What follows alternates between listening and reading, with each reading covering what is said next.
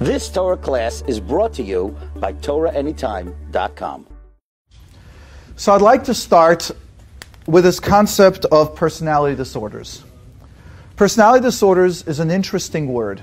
It's really confused. People confuse this because they assume every divorce that happens today, the wife is borderline and the husband's a narcissist. I haven't heard a divorce that hasn't happened where this isn't the diagnosis that's been used. Any fight that goes on, there's a personality disorder. And actually, to be diagnosed with personality disorder is not easy. You need, out of 9 criteria, you need 5, but here's a secret. You need to have it in most relationships. You can't just have it if you're angry at your wife or at your husband, and that's where you have it. You're not. You might be a complicated person, you might have angry issues, but you're not a personality disorder. Personality disorders, my goal is to try to bring in a little peace, a little shalom, a little menucha and Klal Yisrael over this dangerous word, which is also so easy to really work on and to heal depending on the levels. And I want to have it, if we can sort of understand that they're wonderful and amazing and caring people. Now, as I just said before we started the recording, I'll say it again, I was called horrible things over the last 2 weeks because I've launched a personality disorder workshop for the family members. So on one side of the spectrum, I was called, as I said before, I should take off my hat, my jacket, my tie, be Machal Shabbos, and eat pork because personality doesn't exist. And on the other hand, the day that I launched it, the day two before, I got people telling me, how dare you say we should look at a personality disorder in pain? They are monsters. They're killers. And I get attacked from both sides. And that is the pain and the emotion that we're going to discuss, and I'm going to show that to you in a minute, how much pain gets involved. So let me show you what we're going to do here, just to get an idea what's happening, what a personality disorder looks like. So I'm just going to go to one little screen. So I'm just sharing it for you guys for Keiravtuni. We launched the workshop. No one's allowed to sign up anymore because it gets very complicated after. Only for those of here in Keiravtuni listening, there's a number you could sign up till Tuesday. After that, no more pain. 718-407-1792. I told them, once I spoke that we're signing up, I said, okay, for everyone here, I'm going to allow it, and we're going to go further. So this is the one time I plug the number, and that's it. It's basically how to heal. Every single method in therapy that's done is there. For the children and family members to understand why you're trying to help, and it's not getting better, we're going to give you a very short synopsis of the here so we should get an idea. I first need you to understand what a personality disorder looks like. So I would like one of the men, maybe we'll even do 2-3 of the men, get up and volunteer, because I am going to act like the personality disorder, and you're going to all experience it. This is my nekama on all those pains that I've gone through. Now, let's start with one. Come on, guys, just get up. You're just going to ask me a very simple question. Good, we got 1, 2? No, let's go 2. Excellent. 3. I would like you guys to stand right over here. Okay? Whoops. Excellent. First of all, let's give him a hand. When I spoke on Shabbos and there was no video recordings, it was hard to get one. Am I being recorded? Oh. Yeah, forget it. Yes. Also, I give you just know you're going to be on video on Torah Anytime if you're okay with it. Are you okay with being on video? What do they have to do? Nothing. You're just going to ask me a simple question, and I am going to act like a personality disorder acts. So let's take the first one. A personality disorder has a way of thinking and interpreting situations differently. Okay? So I am now going to be, we're taking a specific example where I am a 40-year-old daughter, married, with children, and I've got brothers and sisters. You are going to be my brother. You're going to be my mother. Oh, wow. Now watch this. Erev Shabbos, normally the girls would call the mother, but I want to watch this. So first of all, this distorted way of thinking. They think differently. I want you, the mother, to give me a call. Hello, put the water bottle like you're over there. Yeah, let's get some videos over here. A phone. Hello. Oh, we got a real phone over here. Good. Let's go. So go, hello. Hello, Mordechai. Oh, why are you calling me now, Mommy, after you called Suri? That's the hello. The hello is? Now, what are you going to say? You're my mother, and this is going on a while already, that somehow you're on the defense. Last week I called you before. Yeah? Well, I spoke to Chaim, and he told me that you spoke to him earlier. Yeah, so you called me now before, sorry. But 2 weeks ago, no. You called Chaim first. Oh, now you're quiet? All I know is I speak to everyone and you have what to tell, you talk. And all of a sudden you called me to say good Shabbos, and now you have nothing to tell me. Because he's screaming on me. I'm not screaming. Now you're blaming me. Okay, you blame me all the time, and it's still my fault. Okay, Mommy, I'm hanging up because I don't want to be Oivan Kibbud Avayim. It's not what I want to do right now. Just know you hurt me and you ruined my entire Shabbos. Now I have to yell at my husband, Moshe. It's all your fault. Ding, ding. Right away. I call up right now. Now you call him, because that's usually what Mommy does. She's going to call one of the brothers, one of the kids, and right away I want you to be Beryl. Okay. Mommy calls up Beryl. What do I do with, what do I call myself? Rivki. My wife's Rivki, so it's okay. What do we do about Rivki? I just hung up with her. I want you to have a conversation with him about how you just spoke to Rivki and whatever you're trying to do can't make it happy, can't make her happy. Try it. So pick up like a phone. You're calling now your son Beryl. Go over here and just say, I just spoke to Rivki and I can't please her. No matter what I do, doesn't work. Hi, Beryl. Yes, hi. I spoke to Rivki now. She's like, I don't know. She's Now hold on. Ding, ding, ding. I'm calling Beryl. Watch this. So tell Mommy, Rivki's calling. She's calling me and let me pick her up. Let me see what she wants. Okay. Okay, hold on. Hello, Beryl. Hi, how are you? Baruch Hashem, wonderful. What's news? Baruch Hashem. And I asked you, did you speak to Mommy? Because the brother always wants to make shulim. Yeah. Did you by any chance speak to Mommy today? Did Mommy call you? Why? Oh, so did Mommy tell you how she's picking a fight with me?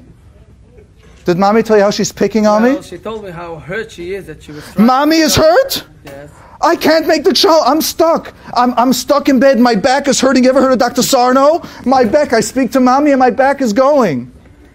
Now let's stop here. This is their way of thinking. Next step. What? Oh, they let it out at someone. Whoever deals with personality disorders, no, they say it, yes.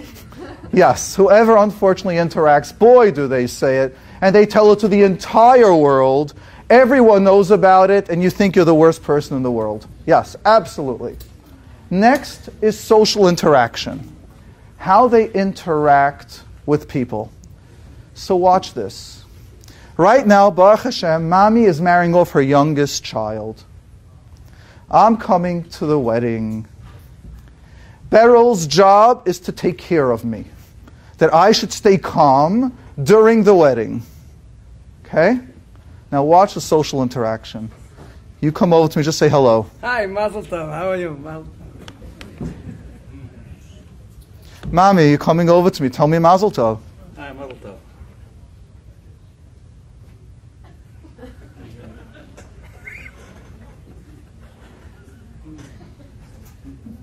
Hi, how are you? It's so nice to see you. You look so good. I love what you're wearing. It's so nice to see you.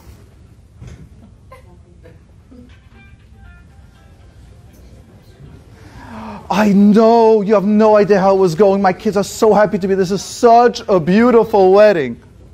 Mommy, you're still not telling me hello? You're still not doing anything? Beryl, you're still taking Mommy's side. You think I'm going to tell you hello? And then they're interacting with everyone amazing. They're smiling and everyone thinks they're fantastic. They know how to tell stories and it's great. Their social interaction with everyone is amazing. But to the close family members, not only is their way of thinking wrong, at the day of the mother's youngest child's wedding, your youngest brothers and sisters, at that wedding, that's a time for revenge. That's a time when it comes for pictures. Watch. Mommy is nervous, the whole family pictures, and guess who's not there? Rivki. So go ahead, Mommy, call up, because no one's Mommy's going to have to go get me to come into pictures. Watch this. Ask me. Could you please come to the pictures? Can you please come to the pictures? Where are you going to place me? Well, who am I going to stand next to? You're not going to put me next to our sister-in-law, your favorite one, that you always give her everything over me. Do you plan on doing that? Oh, you're quiet? That's what you're going to do. And you still want me to show up. Do you realize a social interaction? Now let's go to emotional regulation. Now I want to play to you a magnificent, beautiful wedding. Somehow I came to the pictures, and I smiled, and I'm having a great time, and everyone is relaxed. Everyone is happy. And then by mistake, the Kala danced 4 seconds longer with one other sister than with me. 4 seconds, because I counted. I promise you I counted. And I was wrong, because they gave me more time, but I still feel they got more attention. Watch this. Emotional regulation.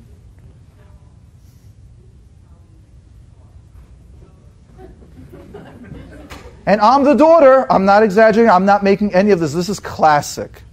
Let me share with you another classic example. To the brother. I love it when they turn from and Yiddishkeit to the brother. All of a sudden, watch this. It could be Shabbos. We have to do something. You have to help me schlep. I need something done. I feel horrible. Let's not do Chil Shabbos. Let's try something much simpler. Okay. Chassidish Yingaman. I need you to come into the ladies section and help me out because I'm going to yell and scream. What would you say? I can't do it. I mean, I'm at the chasana. I'll do it gladly, but not in the middle of the chasana. In the middle of the ladies. Sorry. So I'm going to be real or use thing that a personality disorder said. The Eibishter lets you be moichik the Yidkei Vuvkei the Beis Hamikdash for Shalom Bayis. To save a life, you can't do that. If I have a heart attack right now, Hatzalah is going to come in and you can't stand right next to me because your wife caused it all, and you can't stand next to me and tell your wife that I'm right. Doesn't that make sense in front of all the Ezras Nashim? I think it makes sense. Watch. You're allowed to be moichik the Yudkei Vuvkei for Shalom Bayis. You're allowed to, definitely, without a doubt, you're allowed to Mechal Shabbos to save a life. So why am I any different? And now you're not doing it because you don't care about me. And that is the emotional regulation of the shouting of the nerves. In 1 second, they could go up and down. The distorted way of thinking is they are going to start telling you in a way of thinking that doesn't make sense.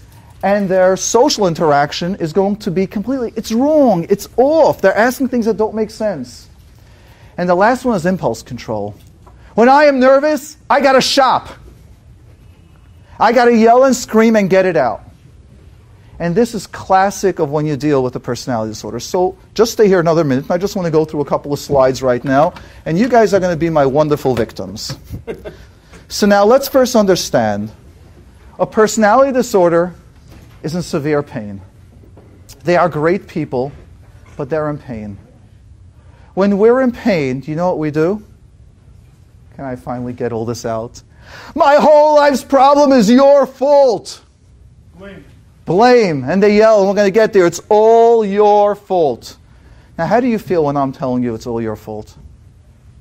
Do you feel good or do you feel bad? I feel terrible. You feel terrible. Now, you're trying to save. Next comes the threats. I'm going to tell everyone about what you're doing. And not only do they threaten it, they do it. They go over to your mechatanim. They go over to your family members. They go over to everyone. I'll share with you a wonderful, sad story of a borderline that the aunt goes ahead and tells the daughter, the child, the niece, saying, I want you to know your mother used to be the best woman ever, but after she had the breakdown, that never happened, she went really nuts and she started picking on me. And she's jealous because Bobby likes me the most of all. And that's why sometimes I get so emotional. It's all your mother's fault. But if you tell her I told you about the breakdown, she'll never talk to me again. It's the biggest secret. And if you tell her, then I'm going to have to tell everyone what your mother really had. And you know for shidduchim, it's not good. But it has to be that extreme. No, I'm using extremes. Then they are complicated. It's classic. You said it's classic. Oh, this is classic. Well, if you know real, let me give a little hakdama. Borderline means you need to have minimum 5 out of 9. There are people that have 9 out of 9. There are people that have 4 out of 9, which I call them complicated people. So if you know real borderlines that start having 5 out of 9, this is many times what happens. I should give you another little hagdama. Forgive me for not doing that. There are 2 types of borderlines. I made this own diagnosis up. It doesn't exist. But this is mine, and I believe it. Those in Klal Yisrael that I've seen, 80% of borderlines are, let's say 70%, are real good people that are just in pain. And they might meet the criteria, but their therapy is extremely fast. Extremely fast. Because we're really working on trauma, pain. The real borderlines that give them the borderlines the bad names are the ones that I'm describing. And the reason why I'm describing it is because we need to know it exists. And I'm going to go to the next part about how do you start healing. We need to break the stigma of keeping it in. Because if you keep it in, it's generational. Personality disorders is clearly generational. And I believe, I don't give this a genetic factor, I've seen it stop and stop forever. When the parent or the child is willing to change. So as long as the mother or father or brothers or sisters are playing their trap, you're stuck in that trap. Now let's go a little further. Isolation. I speak to everyone but you. So it comes to the simcha, I talk to Tati, I talk to the uncles, Mommy and Beryl are on my hit list. And Mommy, all she wants is to speak to me. And the more Mommy tries to go ahead, try to be my friend. What would you do if I don't answer your phones now, Erev Shabbos? Oh, watch this one. I jumped ahead. Call me Erev Shabbos. Like, take out the phone, dial. And I want you to start counting. Ring 1. Watch this. Say, ring 1. Ring 1. Ha! She's dialing ring 1 and I'm not answering. Ring 2. Yep, she's dialing 2 rings and I'm not answering. She's counting every ring. Ring 3. Yep, 3rd ring, I'm not answering. Ring 4. Now I know she's getting nervous. I'm not answering. Ring 5. Now I pick up. Hello? Hang up. The isolation. What do you think Mommy does? What does a real Getraya Yiddish mama do? Avada. You see how none of the men knew what to say, but the women know exactly what to say. Call again, Chevra. Call again. If you're a father, what do you do if you're the father and she doesn't pick up? Let's hear from the guys. What? Leave a message. Leave a message. Tell her I'm waiting for your call back. That's it. Bingo. Or, if you're already fed up, what do you do if you're the father? Lose my number. Lose my number. Now, what does the Yiddish mama do that everyone said together? Dial again. So let's go over here. This is now call 2, ring 1. Let's go. Ring 1. Call 2, ring 1. How annoying she can be. She doesn't get the hint and she's only looking to torture me. Ring 2. I am not picking up because if she didn't get the hint, it's all her fault and now I still have to be prepared for Shabbos. Ring 4. I am going to call a Beryl. If she doesn't stop it, I'm calling the cops and harassing. This is harassment. This is wrong. Ring 5. I have had enough of this. Hello, Mommy. Hello, Rifki. Oh, hello, Rifki. Really? Do you call all the other ones so many times? You don't think you never called them and they didn't take a shower and they didn't pick up and you're harassing like this? Why do you always do this to me? I was having a great day. If you really love me, you just call me and say, hi, Rifki, I love you. Instead, you're harassing me. Personality disorder, isolation. Next one. This is the one that I don't want to talk much about, but they threaten a lot. They threaten hurting themselves or hurting others or really being angry when it's... They don't do it, by the way. There's a small percentage that does, but there's... let me not say that. I take that back. Unfortunately, personality disorders, there's one of those 9 criteria is this. But they love, almost all across the board, they always hint to it. I don't know. Watch. I'll give you a demonstration. Pick up. Call me. Hello. Hi, I don't want to talk to you until Beryl's on the phone as well. Beryl, please get on the phone. Hello. I want both of you to know that because you've given me such heartaches and it's all your fault, I hope I'll be around next week. What happens now to Mommy and to Beryl when I do that? By the way, I'm not telling anyone anything because I don't want anyone to look at the other person. The amount of nods that I'm getting from both the men and the women are telling me you know exactly what I'm talking about. Those of you that are laughing, it's wonderful. but I can also see the nods. And I'm glad that you guys can see each other's, but you know exactly what I'm talking about. So classic. Watch this. I'm going to go back. Mommy, please get Beryl on the phone again. Hi, hello. Oh, Beryl, you're on the phone. Yes, I am. I want you to know, my heart was pounding. I called Hatzalah 3 times. They already lost my number. They're telling me it's anxiety. But I want you to know, you know we have a history that the Elta Baba that was killed in Auschwitz really died of a heart attack there. And I don't know if my heart could survive it.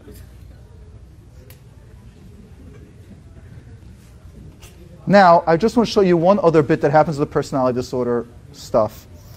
Rivki's husband, Mordechai, calls up the Shviga because he also wants to make things at peace. And Rivki's husband, Mordechai, whoops, sorry, we jumped too far. Whoops, okay. Tries to make everything at peace and tries to make everything work. So watch how I'm going to be Mordechai and call up, hello, Shviga. Can we get Beryl on the phone? Yes, hello. Okay. So Beryl and Shvig, I want you to know, your daughter really loves you. If you would just be a little nicer to her, and if you're going to give her first, when she comes in, that bigger hug, it'll be so much better. Do you think you could be nicer to her?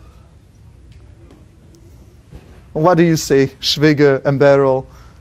Like, tell us how, do something like that. Yeah, Tell try. us how to be nice. We tried our best, and she rebels. You know, sie hat ein bisschen mit den Nerven. You know it's a little hard. She's a little sensitive. So you as her husband, you tell us how. I'll tell you how.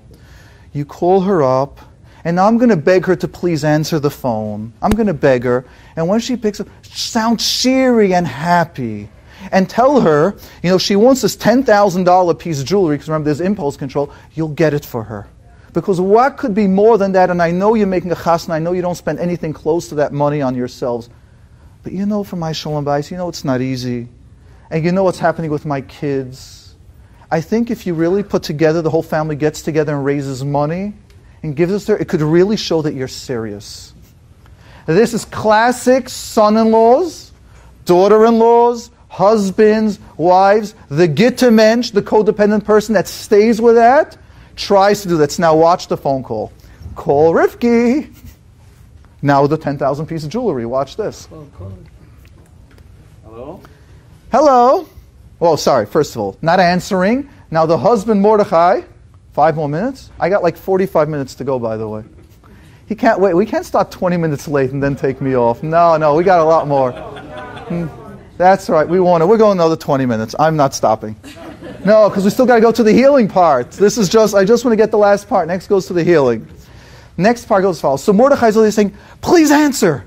So I don't want to. My mother's mean to me. Maybe this time she'll be really nice. Fine, I pick up. Hello, Mommy. Hello?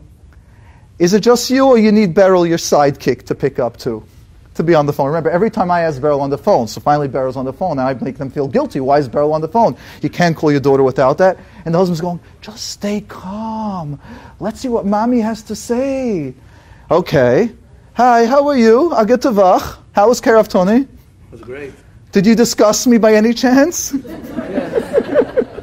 Yes, we did. No, you can't say that. So, okay, so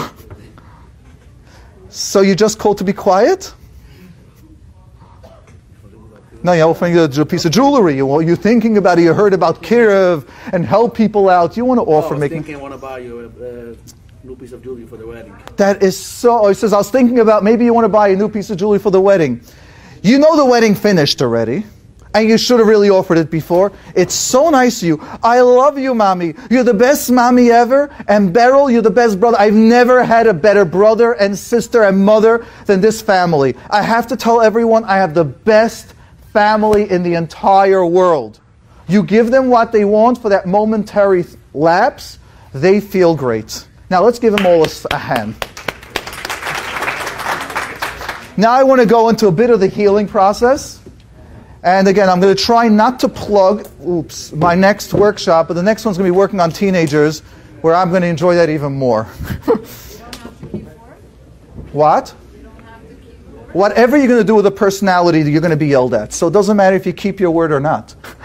The $10,000 piece of jewelry is going to run out in about 3 minutes.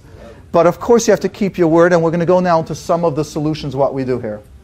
So how does a family member feel when you're a child, when you're that mother? Do you know what the mother tries to do? The brother, the sister, the husband, the children. Remember, we're not talking about mothers or fathers or grandparents, because I don't want to get into the kibbut of aim issue. But you can assume in what we're leading up to. So if you've got that, number one, the family around wants to save. I have a need to save everyone. Those are one of the signs when you're raised in the personality disorder home. And just to give you a plug, there's one of the top psychologists out there, from the top 3 in the world, and he goes, whoever joins the therapy world is a wounded spirit, has got some abuse somewhere in their past. So just not to make you all feel that bad if you're trying to save the world. Next one is, you feel trapped. Whatever you do, you know won't work in the long term. Fear. You walk around with fear and you have no idea when the explosion is going to come and what is going to happen. Unfortunately, each of you know exactly what I'm talking about. Yearning. We yearn for that love. When will that daughter finally just say, Mommy, you're great, and I don't have to worry that 10 minutes later I'm going to get yelled at? And when she is so nice at that wedding or that bar mitzvah, that everything is wonderful, that Shabbos that was magnificent, the mother calls up everyone, we had the best Shabbos ever. That yearning of getting love, that yearning of being understood is the number one point that happens that we get stuck on. And there's an inner feeling of loneliness. No one understands me. And yet you're searching, you're looking to connect to someone and to love someone. That is the pain. That is what is going on when you're a family member of a personality disorder. And this one I put in because I feel it's so true. I work on highly successful people, very successful in whatever you want, in the chinuch world, even with rabbanim, financials, and the loneliness of feeling isolated because in their heart they're yearning for acceptance. They see their mother will literally take 99.9% of her energy, and that personality disorder child will zap it. There isn't left to any of the other children. I've been at fights now in families over Yerusha where they're all fighting with that one personality disorder and they're not fighting about money. They're saying, you sucked out Mommy's and Tati's life. They gave you every single bit of attention. Now with the money, now we're going to put up our fight. We are not letting the Yerusha, which gives you everything, to go. No. And they're not fighting about money. They could be financially well off. What they're fighting for is that loneliness of I never got that Mommy's and Tati's love that I'm searching. Because that personality disorder, because of their complication, and that mother and father has that feeling, and what happens to the siblings around is an inner loneliness. So for those of you that are married to children of personality disorders, or those of you that have brothers and sisters-in-laws with personality disorders, those of you that are parents that have the children that have personality disorders, there's always a loneliness sitting within you. And I'm not here to tell you things you don't know. I'm just here to tell you that it's there so you can actually heal it, and you can heal. So if you're married to someone like that, and you feel there's a sadness and you don't get why, understand this is their core, them being raised in that mahalach. How does a family member survive? You try to save. Number one, it's a secret. We never tell anyone. No. Our sister, she's the best. The wedding was so happy. Baruch Hashem. And everyone is nervous the whole time. How is she behaving? Well, how's Rifki doing? Is it okay? So far we passed here? Secret. Never tell, ever talk.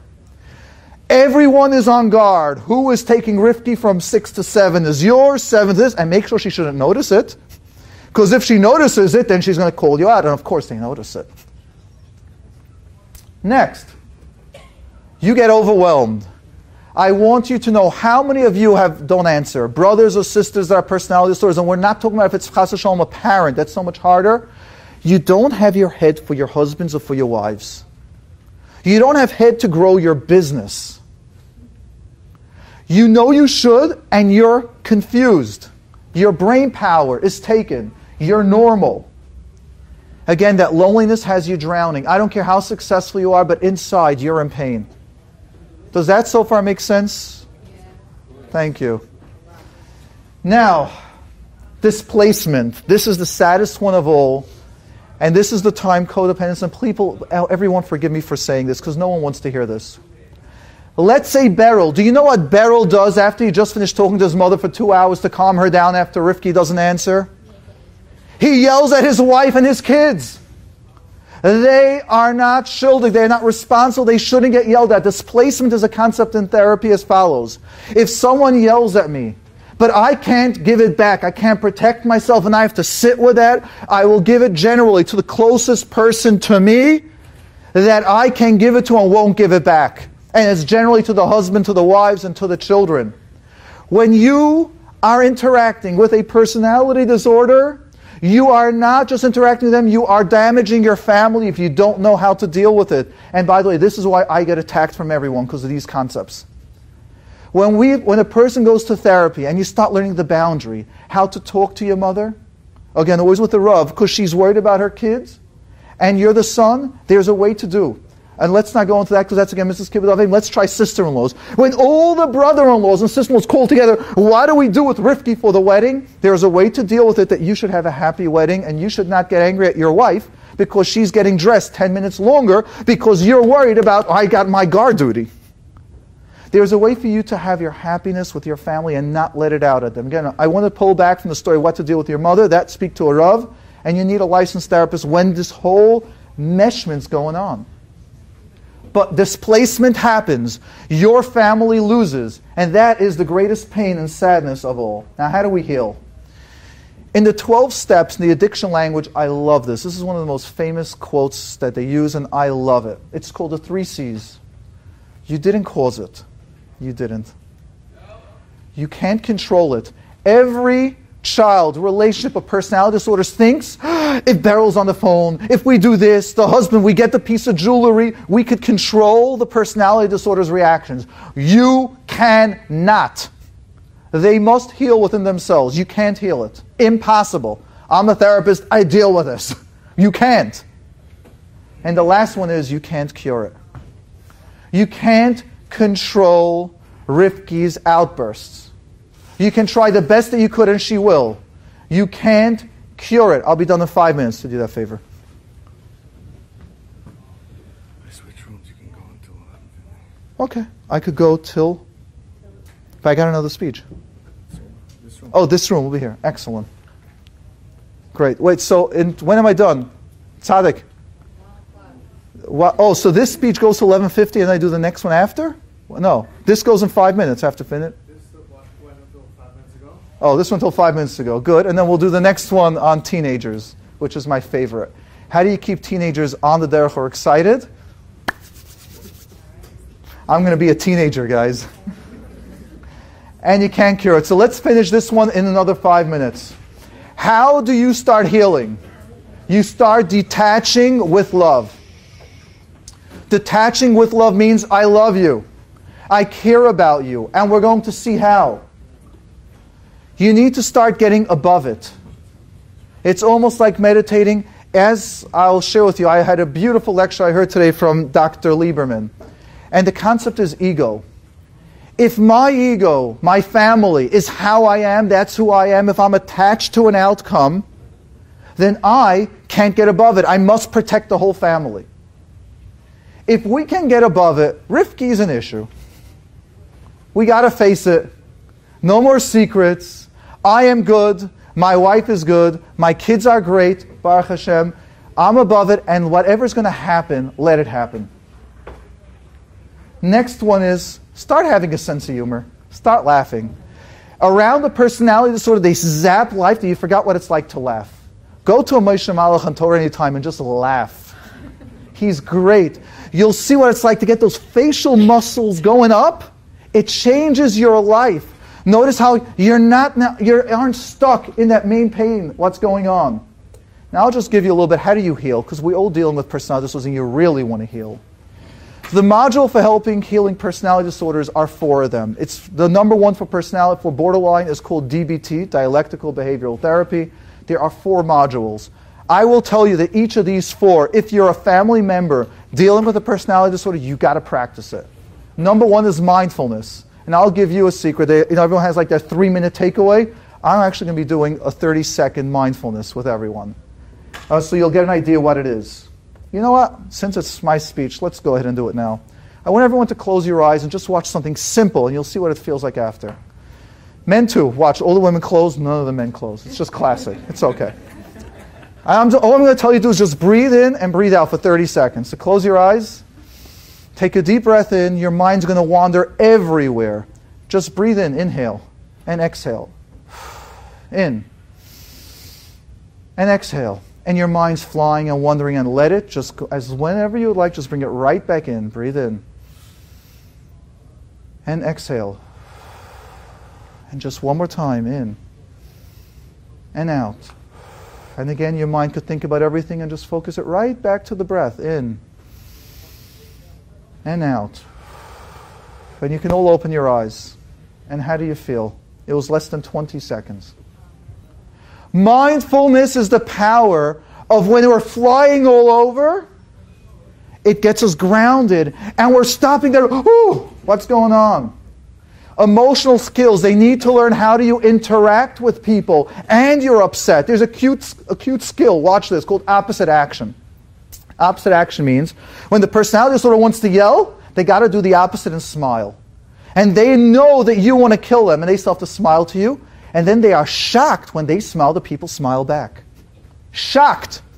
This is a chiddush to you. This is one of the hardest skills to teach a personality disorder. Opposite action. You want me to smile to my mother when she almost gave me a heart attack? So we're actually teaching them emotional skills and social interaction, how to deal with it. Interpersonal skills is actually, that was the opposite action. The emotional skills are how to relax yourself, what are emotions, and you teach a lot of that stuff. And then the last one that we teach is actually how to cool down. When you're upset, and some of them are putting your hands in ice because they're so angry they can't feel their body, they're stuck in their mind, and literally put your hands on ice, and when you feel the pain, hold it, and automatically it calms them down. They get back in their body. There are a lot of skills for this. They're called tip skills, how to calm down the mind. And the last but not least is, that's for everyone. I will do it. You're not alone, but you have to be yourself. You have to be able to say, I'm going to heal and I'm going to grow. So now, get support, guys. Last one. You can't do it alone. Go to professional help, go to Rabbanim and to Dayanim. That is the secret. I want to thank everyone. You've just experienced another Torah class brought to you by TorahAnytime.com.